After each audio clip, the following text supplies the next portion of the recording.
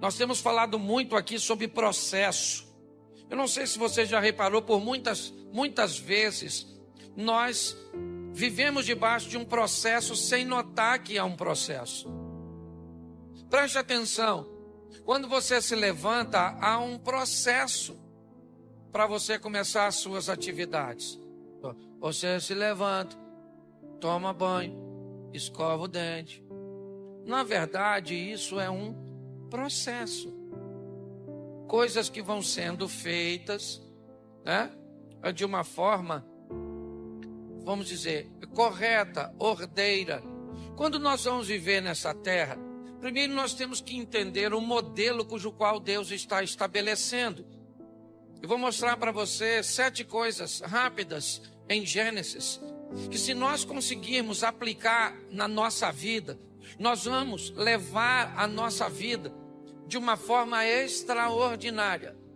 Nós vamos viver uma vida abundante e nós vamos viver momentos pontuais de sofrimento, porque a Bíblia diz: no mundo tereis aflições. Então não dá para fugir 100% das aflições.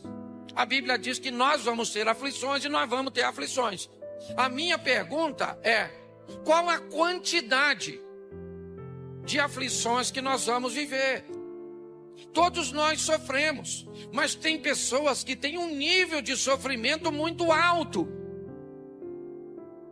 Ele sofre muito mais do que vive, e outras pessoas vivem muito mais do que sofrem. Tem muito mais momentos de alegria, de satisfação, de prazer, do que momento de dores. A nossa proposta é essa, é que a margem de seu sofrimento seja extremamente pequena, para que pessoas que olhem a sua vida te perguntem, observem e digam: que estilo de vida é esse? Eu gostaria de ter isso. Muito mais amigos do que inimigos, muito mais de momentos bons do que de ruins, muito mais de sucesso do que de fracassos.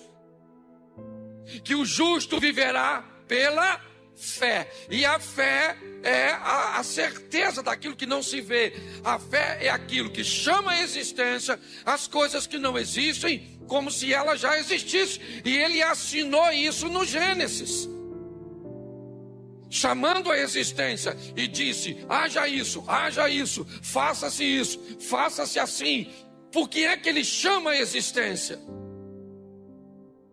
Por que é que não cria tudo de uma vez? Ele está estabelecendo um processo, onde a base é a fé, chamando a existência as coisas que não existem.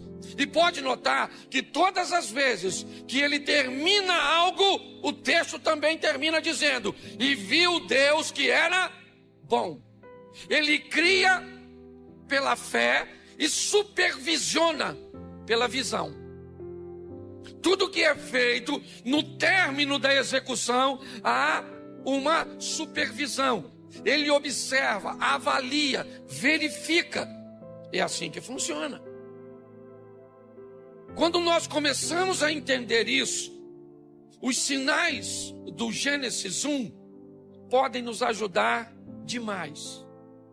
Primeiro, entenda que o homem viverá pela fé, por isso ele abre. Que adianta o homem ganhar o mundo inteiro e perder a alma? Note que há uma prioridade aqui. Quem vai viver com Deus vai viver pela fé, é verdade. Mas ele também vai ter que entender que os céus sempre têm prioridades. Sempre. Agradar o mundo espiritual, obedecer às sentenças e orientações, todas as vezes. Então, se você quer viver bem, entenda: primeiro vem o reino dos céus. Obedeça a Deus. Olhe para as coisas do reino de Deus. Por quê? Porque lá está guardado, lá está seguro. Aqui é transitório. Quando eu começo a viver isso, tudo que eu vou fazer, a minha preocupação é: como Deus está nesse negócio que eu estou me envolvendo? Como Deus está nesse relacionamento? como é que é isso para Deus, aquilo que eu estou fazendo? O céu é sempre prioridade. Segundo, disse Deus, haja luz. Segundo princípio desse processo, traga clareza. Deus não vai fazer nada sem antes trazer esclarecimento, sem antes trazer luz, sem antes iluminar o ambiente. Preste atenção, antes de fazer qualquer coisa, ele diz, para que as coisas sejam feitas e supervisionadas, para que as coisas sejam feitas, bem feitas, de forma correta, eu preciso trazer luz. O que é isso? Um negócio mal feito que não tem clareza. Está assim de gente que só se enfia em confusão, porque vai montar um negócio, mas não sabe nada sobre negócio. Quer casar e não sabe nada sobre casamento. Quer investir dinheiro, mas não sabe nada sobre dinheiro. Quer ter filho, mas não sabe nada sobre ter filho. Quer ser crente e não sabe nada sobre Deus. Só vive nas escuras, dando cabeçada. O princípio é, aqui, clareza, prioridade, os céus, estilo de vida, fé. Mas antes de fazer qualquer coisa, ilumine. Procure informação, esclareça, conhecimento. Descubra primeiro. É assim que funciona. Traga clareza para tudo que você vai fazer. Antes de fazer. Por quê? Porque isso torna você mais assertivo. Está assim de gente, ó. Está com 30, 35 anos, até hoje não descobriu a direção da sua vida.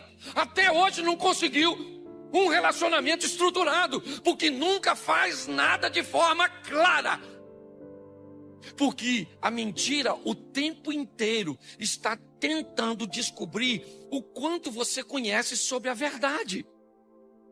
É isso.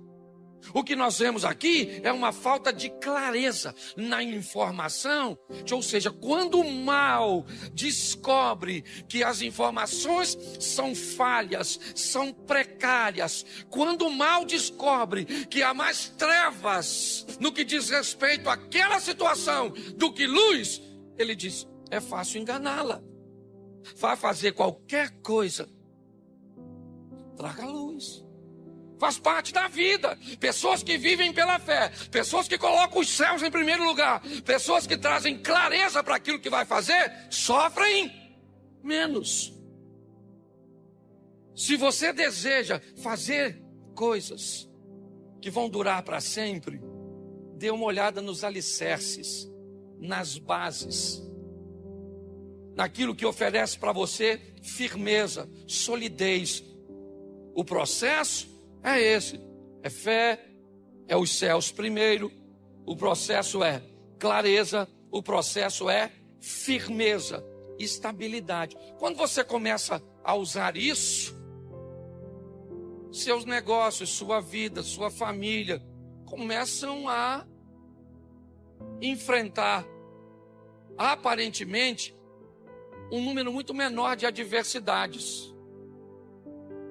A tempestade é a mesma. A base e os fundamentos é que são diferentes. Todos nós enfrentamos as mesmas tentações. Não há uma liberação no mundo espiritual para tentar destruir você mais do que a mim. Não é assim que funciona. Mas as bases fazem a diferença. E é isso que Deus está mostrando. O copeiro esqueceu do José. Esqueceu. Mas pastor, como ele pode esquecer de um cara igual José? Pois é, querido. Como é que as pessoas podem esquecer o que você fez? Como é que as pessoas podem ser ingratas com você? Foi isso que aconteceu? E que atingiu você? Aconteceu com ele também. Ele viveu injustiça, você também? É isso? Ele teve que ser retirado de um ambiente de conforto. Você também? É isso? Agora o camarada que ele ajudou, esquece dele depois de 3 dias. Quase 2 anos depois, o cara lembra quando o faraó sonha. Faraó falou, preciso de alguém para interpretar o sonho. O copeiro falou, caraca, o Zé. Rapaz, lembrei agora. Poxa. Agora José vem. Por que o copeiro não lembrou dele antes? Porque não podia, gente. Uma das piores coisas que pode acontecer na sua vida é queimar etapa. Quando você queima uma etapa, você pode chegar na próxima e não estar preparado. José percorreu todo o caminho. Havia uma direção nas estrelas. E a direção empurrava para o governo do Egito. Que governo é esse? Um governo que seria nos tempos bons do sol, nos tempos ruins da lua. Eu tenho falado o tempo inteiro disso. Porque todo dia você levanta para viver um dia de sol ou um dia de escuridão. E seja qual for o ambiente, o momento, vai pedir você duas coisas: estrelas e governo. Direção e governo. José agora está naquele ambiente. É levado lá para fora no momento certo para conversar com o homem mais poderoso do Egito, que tem uma demanda que ninguém pode resolver e que José resolve. Você anda fazendo cursinho aí de coach, você gosta dessa linha? Segura essa aqui. José, eu ouvi dizer que você interpreta sonhos. Então eu quero, me diga, o que são 7 vacas gordas e magras, 7 espigas cheias e vazias? Me diga o que é. José disse, 7 anos de prosperidade, 7 anos de escassez. É isso que significa. Beleza, José, você já cumpriu o seu propósito. Você já identificou meu problema. Eu tenho um problema de um período bom e um ruim. Só que o José disse, só um minutinho. Parece que já terminou o que você me pediu, mas não terminou o que eu vim nesse mundo para fazer. Eu não vim aqui para identificar um problema, eu vim aqui para resolver. Porque sua vida não muda quando você descobre um erro. Sua vida muda quando você descobre uma solução. Quando ele diz o que o cara não pediu, ele entrou na brecha. Quando ele diz, arruma um homem, alguém que seja capaz de remodelar seu plantio, remodelar seu armazenamento, remodelar sua colheita, remodelar seu comércio. E sabe o que me encanta? É que a gestão de um crente chamado José beneficiou todo o Egito e todas as nações. José governou, não foi para crente, não foi para trazer seu clãzinho de lá com menos de 100 pessoas e se estabelecer em Gósen. Não, ele administrou para egípcio, ele administrou para todas as vizinhanças do Egito, que se ele não tivesse lá, elas teriam morrido de fome. Mas o que mais me encanta é a hora do sonho. 42. A hora que ele está em pé depois, talvez, de quase 10 anos. Entre os 7 anos de prosperidade e os primeiros 3,5 de escassez. Que ele está em pé, vestido como egípcio, falando a língua dos egípcios. E agora o sonho vai virar realidade. Lá vem seus irmãos. E seus irmãos se curvam diante do José. Gente, Gênesis 37 diz, os molhos se curvam diante do molho de José. Mas não diz o que José vai fazer quando os molhos se curvam. Eu achei algo extraordinário quando a Aline veio falar aqui. E ela disse algo poderosíssimo. Deus não te dá vitória para você esfregar na cara dos outros. Se você quer isso, que as pessoas engulam o que disseram a seu respeito, você não merece vencer. Porque a vitória não tem nada a ver com você. Tem a ver com seu irmão, com seu vizinho, com alguém que disse que você não chegaria a lugar nenhum. José, quando vira governador, não vai na casa de Potifar.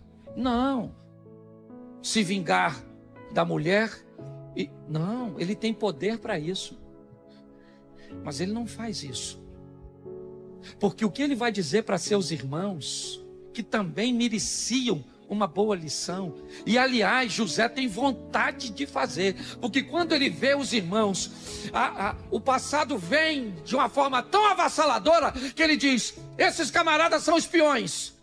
Não, espiões, prendam-os. O que demonstra que ele é gente, que sentiu como gente. É isso. Por favor, não queira ser algo que você não é. Você é gente, você tem impulsos, você tem desejos, mas vá devagar. Se José pudesse, teria matá-los, mas não matou, mandou prender, e 3 dias foram suficientes para que ele estabilizasse suas emoções, parasse de agir em ambiente tempestivo. Foi isso. E agora ele chama seus irmãos, que não sabem quem ele é. Mas José vai fazer uma investigação final. Ele disse: eu vou ficar com Benjamim. Judá. O irmão que queria matá-lo. Judá, vai ler lá. Judá queria matá-lo. E Rúben, por ser o primogênito, tenta protegê-lo. Judá chama José e diz: governador, por favor, não fique com nosso irmão Benjamim, porque nós já temos um irmão nosso, o Zé, que faleceu. Que Deus o tenha. Se papai perder Benjamim, ele morre. Então olha só, Judá, fico como escravo no lugar de Benjamim. José falou: os caras aprenderam a lição.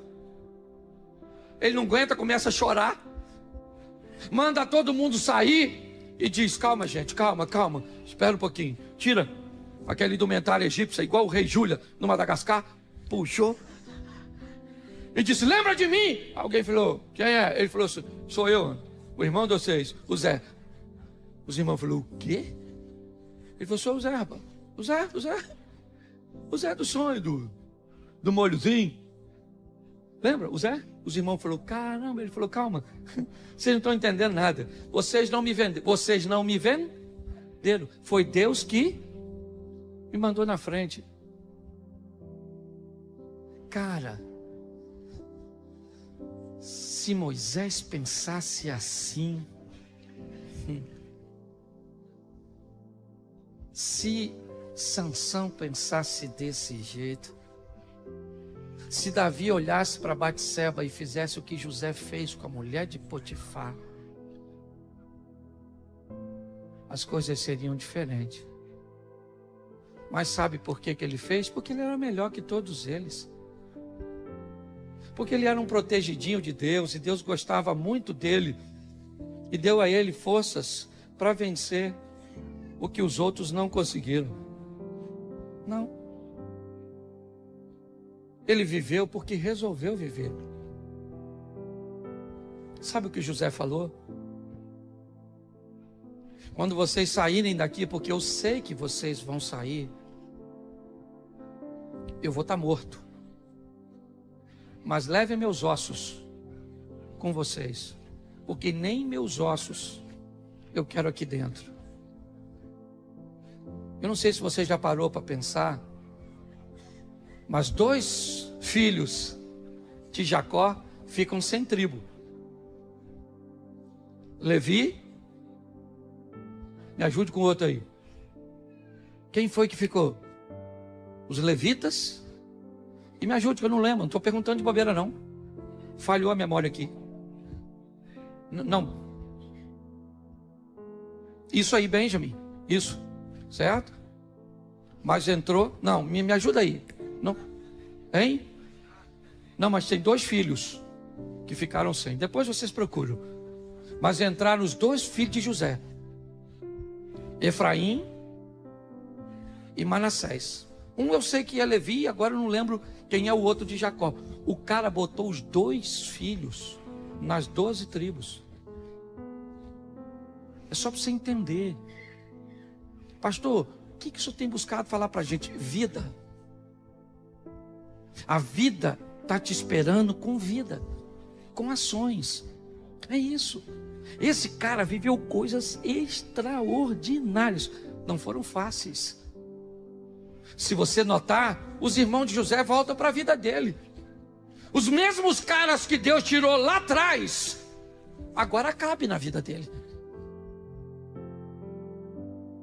Muitas vezes, a vida te tira de perto de pessoas que não cabem para você naquele momento, mas depois cabe lá na frente. É outro momento da sua vida. A sua vida está esperando por você.